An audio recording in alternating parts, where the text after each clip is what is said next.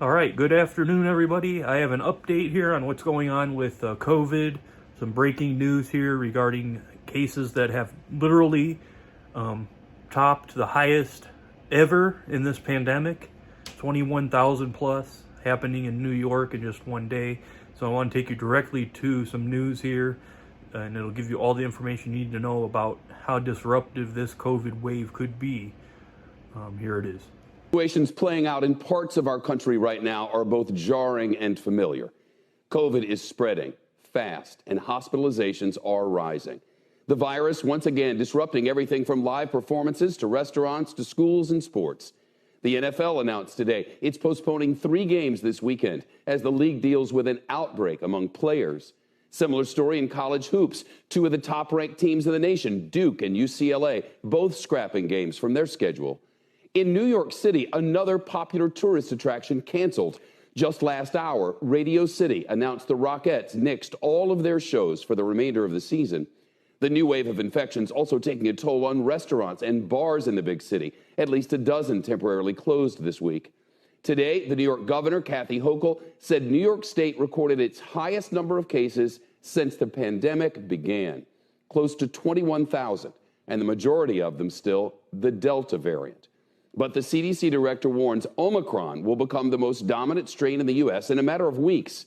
Dr. Rochelle Walensky says it reinforces the need for more Americans to get vaccinated and boosted.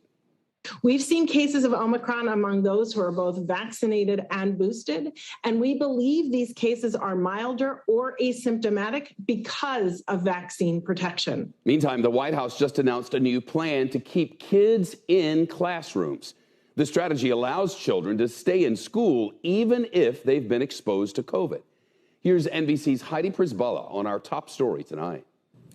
The White House is concerned about major disruptions at hospitals and schools due to Omicron, and they outlined a plan to prevent what we saw last year, which is most children learning virtually.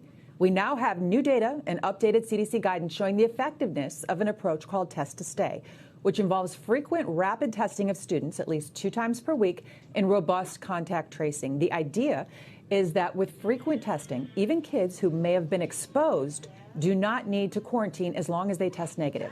The second part is a partnership with teachers' unions to get as many teachers boosted as possible. Omicron is already prompting some school closures, though, and this is before it truly crashes ashore here. One of the new CDC studies that the CDC director cited is based on 90 schools in Lake County, Illinois, and it estimated that Test to Stay prevented more than 8,000 missed school days. But some schools are already closing with a rise in COVID positivity.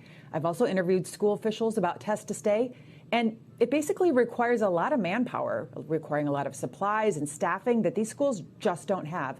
Yet they are especially vulnerable given their vaccination rates. Just 18% of kids age 5 to 11 have had at least 1 shot.